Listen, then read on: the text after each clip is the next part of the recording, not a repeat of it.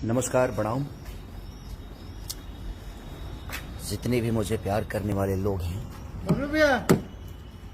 और जितने का मेरी जनता ही है जो मुझे प्यार करती है, और दिल से प्रणाम आप सबको कि आप मुझे इतना प्यार देते हैं।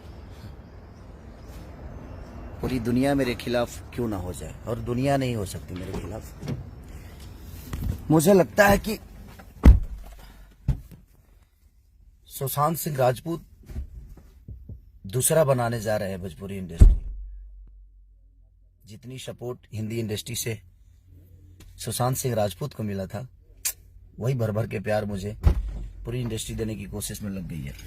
अच्छी बात है, लेकिन मैं उतना कमजोर हूं नहीं,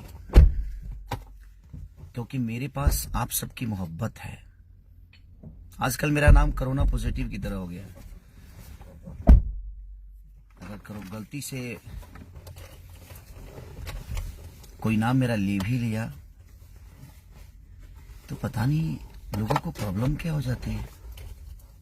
लोग इंटरव्यू छोड़ के भाग जाते हैं। कुछ लोग नाम लेते ही उनको भी इतनी मिर्ची लगने लगती है। बट कोई नहीं है, ठीक है। मैं सुशांत सिंह राजपूत